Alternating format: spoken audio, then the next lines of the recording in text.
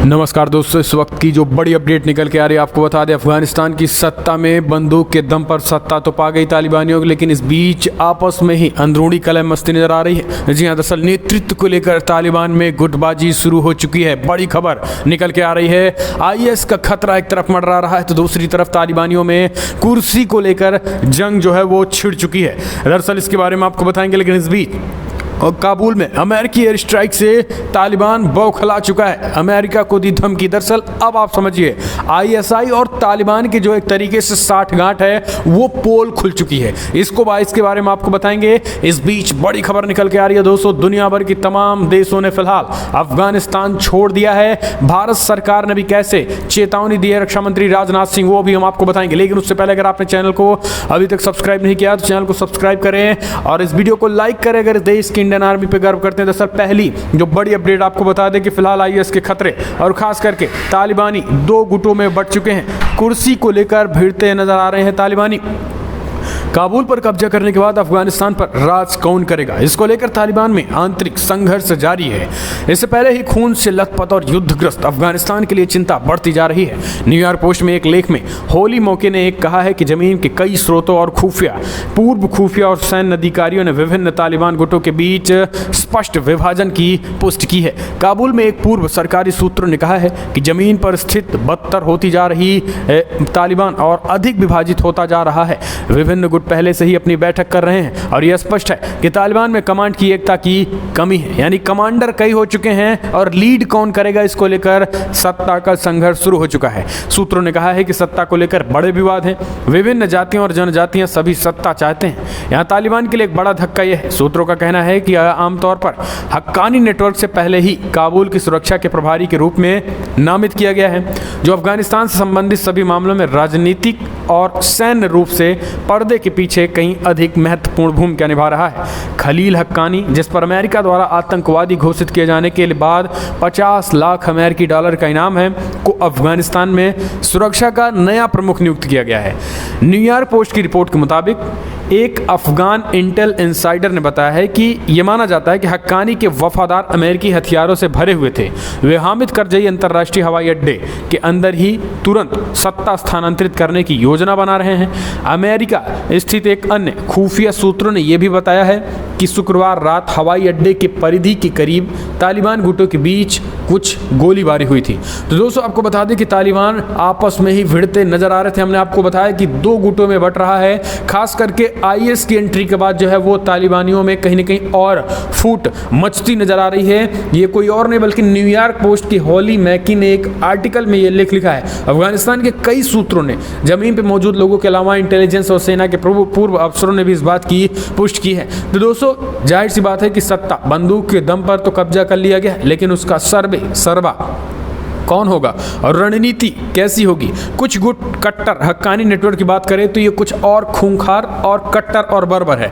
इसने महिलाओं को लेकर कुछ अलग ही नियम लगा रखे हैं। महिलाओं को पूरी तरीके से घर में कैद रखना और उनको किसी भी तरीके की आज़ादी का समर्थक नहीं है। जबकि तालिबान के कुछ एक गुट हैं जिनका मानना है कि महिलाओं को कुछ आज़ादी दी जानी चाहिए। तो इस तरीके से तमाम मुद्दों पर मतभेद की वजह से अब तालिबान में अंदरूनी कलह मचती नजर आ रही है। तो दोस्तों इसे आप किस नजरिए से देखते हैं, कमेंट के माध्यम से अपने सुझाव दें। लेकिन इस बीच एक और जो बड़ी अपडेट निकल के आ रही है, अपनी जमीन पर आतंक का खात्मा करेगा भारत, जरूरत पड़ी तो आतंकियों के ठिकानों पर भी करेगा वार। रक्षा मंत्री राजनाथ सिंह ने तालिबानियों और पाकिस्तान में बैठे आतंकी कश्मीर के उन अलगाववादी नेताओं को दी चेतावनी। दरअसल अफगानिस्तान में चल रहे हालिया संकट में रक्षा मंत्री राजनाथ सिंह का बड़ा स्टेटमेंट निकल गया है। अफगानिस्तान पे भारत ने अपने स्ट्रेटजी बदल दी है। क्वाड यानी फॉर्मेशन उसी रणनीति का हिस्सा है। तमिलनाडु के वेलिंगटन में डिफेंस सर्विस स्टाफ कॉलेज को संबोधित करते हुए रक्षा मंत्री राजनाथ सिंह ने कहा है कि भारत की सीमा पर चुनौतियों के बावजूद जनता को विश्वास है कि भारत की सुरक्षा में कोई समझौता नहीं होगा। भारत अपनी जमीन पर आतंक का खात्मा तो करेगा ही, मगर जरूरत पड़ने पर उसकी जमीन पर जाकर भी वार करने से पीछे नहीं हटेगा। राजनाथ सिंह ने कहा है कि इसी तरीके से उसके क्षेत्र में भी जहां पिछले साल सीमा पर यथास्थिति को बदलने का एक तरफा प्रयास प्रयास किया गया। यहाँ भी हमने अपनी पुरानी प्रतिक्रिया से हटकर एक नई गतिशील तथा इसके साथ ही एडवाइजरी का सामना किया है। उन्होंने कहा है कि किसी भी तरीके से हम दुश्मन के करारा और मुंहतोड़ जवाब देने के लिए तैयार हैं। इसके साथ ही भारत में बैठे उन लोगों पर भी शिकंजा, आतंकियों को पर शिकंजा कसा जाएगा जो भारत को अस्थिर करने की कोशिश कर रहे हैं। दरअसल कल ही हमने आपको बताया था कि कैसे केरला में 14 ऐसे लोगों को खुफिया एजेंसियों ने गिरफ्तार किया है जो खास करके तालिबान की तरफ झुकाव था और आतंक फैलाने के रास्ते पे चले थे। इसके साथ ही दोस्तों तालिबान खास करके अफगानिस्तान की जेलों में बंद 14 भारतीय मुस्लिमों को जो है वो कहीं ना कहीं इस जो कल आईसिस का हमला हुआ था उसमें शामिल किया गया था। तो उनका नाम आने से कहीं ना कहीं भारत को बदनाम करने की भरपूर कोशिश की जा रही है। और इसके साथ ही दिल्ली, मुंबई, बेंगलुरु और सबसे बड़ी बात तो यह है कि आईसिस और जिहादियों का गढ़ बन गया। केरला में भी बड़े पैमाने पे आतंकी तालिबानियों को लेकर रुझान रख रहे हैं, तालिबानियों की तरफ झुकाव रख रहे हैं। तो इसको देखते हुए दोस्तों भारत सरकार ने, रक्षा मंत्री राजनाथ सिंह ने स्पष्ट चेतावनी दे दी और कहा है कि ऐसे जितने भी सांप हैं उनके फन को कुचलने का काम केंद्र सरकार और देश की सुरक्षा एजेंसियां करेंगे और सुरक्षा से किसी तरीके के कोई समझौता नहीं है। रक्षा मंत्री ने आगे ने कहा है कि समय के साथ सुरक्षा प्रतिमान में बदलाव भी किया जाएगा। इन चुनौतियों से निपटने के लिए निरंतर अपनी तैयारियों में भी बदलाव किए जाएंगे। इन बदलाव को ला करके पूरी तरीके से देश को निर्भीक और आगे विकास के पथ पर जिस तरीके से बढ़ रहा है उसमें हम लाएंगे। तो दोस्तों राजनाथ सिंह का कहीं ना कहीं तरीके से ये बात साफ दिखी, एक डर की तालिबान जो है आने से भारत के लिए चिंता जरूर है, लेकिन भारत जो है इससे निपटने के लिए पूरी तरीके से तैयार है। एक और बड़ी खबर ले लेते हैं। तो दोस्तों काबुल से ब्रिटेन का आखिरी सैन्य विमान रवाना, जी हाँ, खत्म हुआ 2 दशक लंबा मिशन अफगानिस्तान। दरअसल अफगानिस्तान में यूके का 2 दशक का सैन्य अभियान पूरी तरीके से खत्म हो गया है। ब्रिटिश सेना की आखिरी खेप को लेकर काबुल एयरपोर्ट से ब्रिटेन का सैन्य विमान रवाना हो चुका है। इसके साथ ही अफगानिस्तान में ब्रिटेन का अभियान अब खत्म हो चुका है। प्रधानमंत्री बोरिस जॉनसन ने अफगानिस्तान से बाहर निकलने के लिए बहादुर प्रयास की तारीफ की है। जॉनसन ने कहा है कि अफगानिस्तान से आखिरी नौसेना का बाहर निकलने का पल ऐसा है जो दर्शाता है कि वो हमने वहां क्या कुछ त्याग किया है और पिछले 2 दशक से हमने वहां क्या हासिल किया है। आपको बता दें कि अमेरिका को छोड़कर अधिकतर देशों ने अफगानिस्तान से निकलने के लिए अभी अपने अभियान को पूरा कर लिया है।